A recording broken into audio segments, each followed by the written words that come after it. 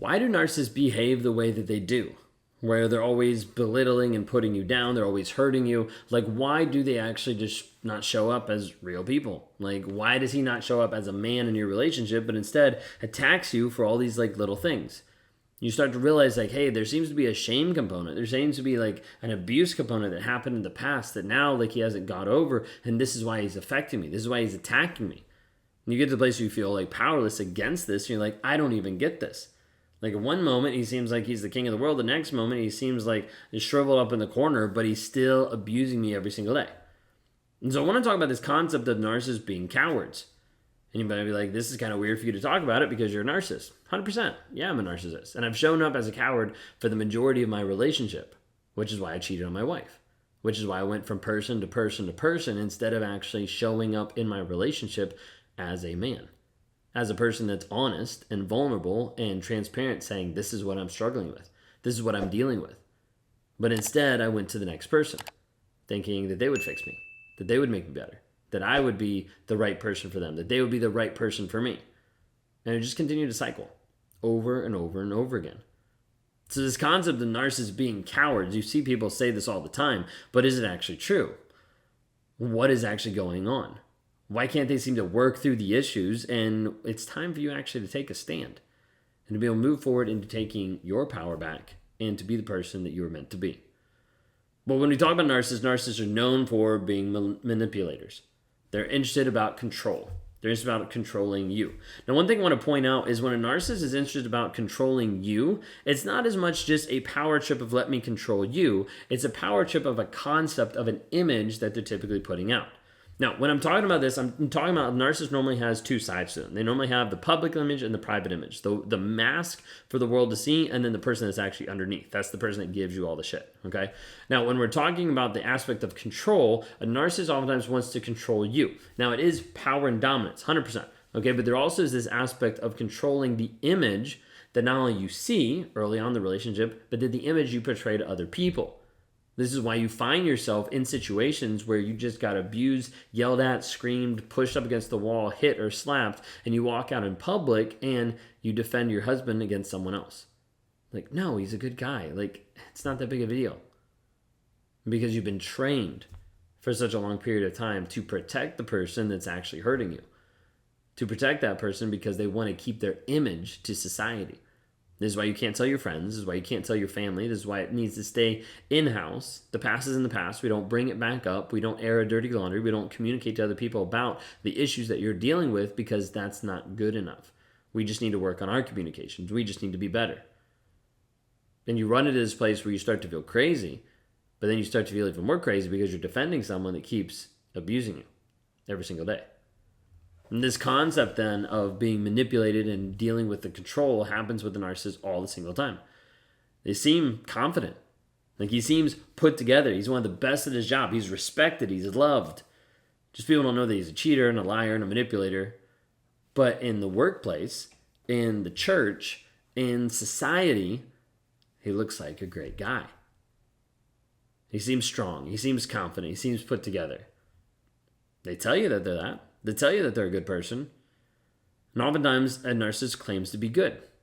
I did, multiple times, all the time. I would tell people I was a good person. I would tell myself I was a good person. It was one of the biggest lies I would believe. I'm a good person. Yeah, I'm lying, but I'm a good person. Yeah, I'm cheating, but I'm a good person. I go to church. I do the things I need to do, so I'm good, right? Check that box. That's how I lived. That's how I believed. Narcissist, he'll claim to be a good person, but he won't show up for you. Won't show up for the kids. You'll be separated. He'll never see a dime because he doesn't actually care for you. He says that he loves you, but then he puts all the blame on you for his actions. Narcissist says, I love you so much. We just can't be together because I found my person, but I still care about you. Okay, well, if you still cared about me, then why were you cheating on me for 2 years instead of just being a man and being honest? But you run into this issue of narcissists being cowards. I was a coward in my relationship. I was a coward that did not want to show up, did not want to be honest. We see this time and time again with men that are cheaters. They go to someone else because they're unwilling to actually be honest in the relationship that they actually have. Some people are like, oh, you're being too hard on these people. No, I'm not. Because I've been there. I've done the shit. I've been at the place where I've hurt and abused multiple times. So I have a right to be able to say this. I have a right to be able to say it, and I don't really care if you don't like what I say. What I care about is you waking up to the truth that you're getting abused and that you're getting hurt and manipulated by someone who's toxic that doesn't care about you, but only cares about themselves, their own needs, their own pleasure, to get what they want on a day-to-day basis, regardless of how it affects you. And so we see narcissists that manipulate and hurt and do all these things and claim still to be the good person, because what's actually going on underneath? So you see, underneath a narcissist is this concept of shame. Shame is the thing that is driving a lot of the avoidant behavior of a narcissist on a day-to-day basis. It's the thing that drives them to be able to do some of the manipulative and the abusive actions that they do. Now, that does not mean that shame is a cop-out. That does not mean that because there's shame, oh, I can't help this. I'm abused, so I can't help this. No, like shame is a piece that drives a narcissist, and they're typically running from it. They're typically hiding from it. This aspect of running and hiding from the piece of shame, and it gives you the concept of a coward. What is a coward?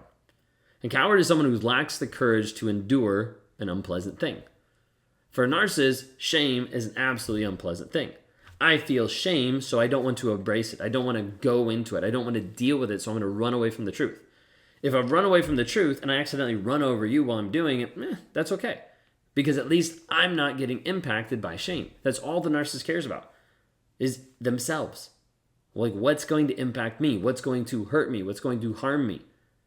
And they twist it and view that this shame is going to hurt them because they haven't actually dealt with guilt, dealt with shame, dealt with accountability and responsibility to put them in a place of saying, oh, I can actually learn from this. I can actually grow from this, instead of let me run away from it. So we see this come out in a couple of different ways. One is vulnerable. Vulnerability for a narcissist seems impossible. Someone's like, it's not that hard. Like, why would it be that hard to be vulnerable?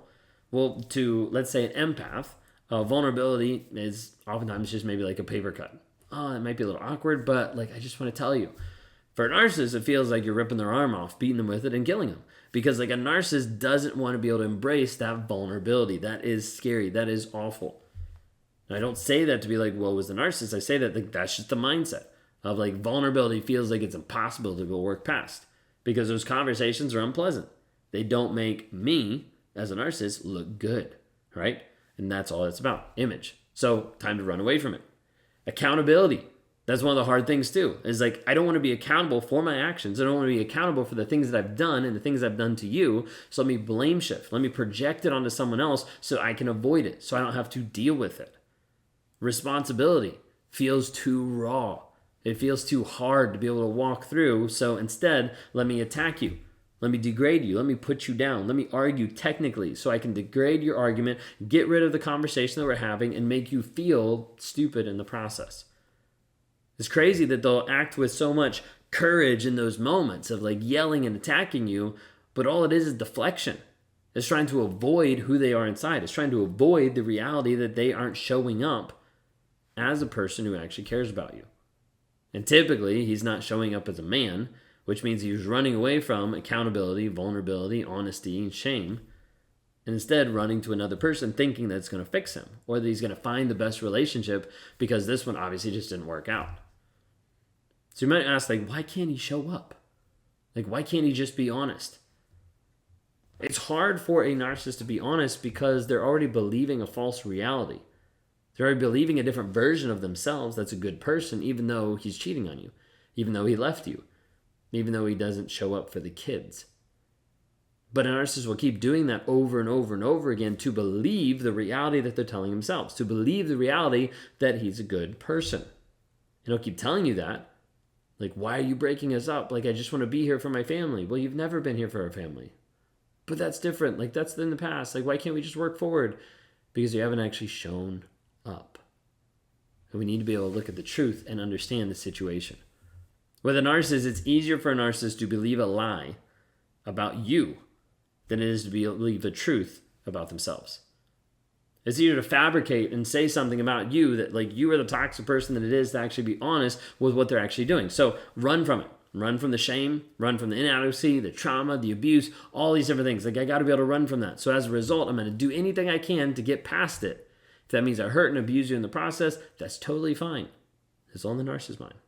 Totally fine, because I'm not the one getting impacted and hurt with the shame. Now, what does that shame look like? Shame can be their actions that they've done, past, present.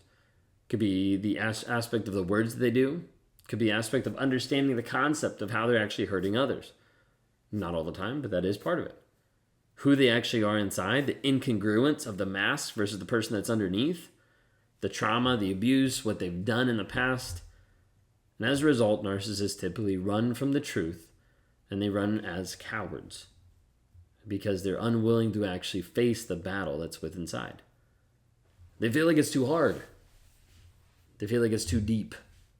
Feel like it's impossible, so I'm going to run away from it every single time.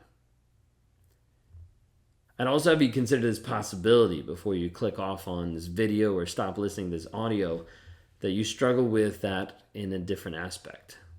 You struggle with dealing with the truth. Because the truth of acknowledging what you've been put through sometimes seems so difficult and so hard that you might not be able to come back from it. You might not be able to work through it.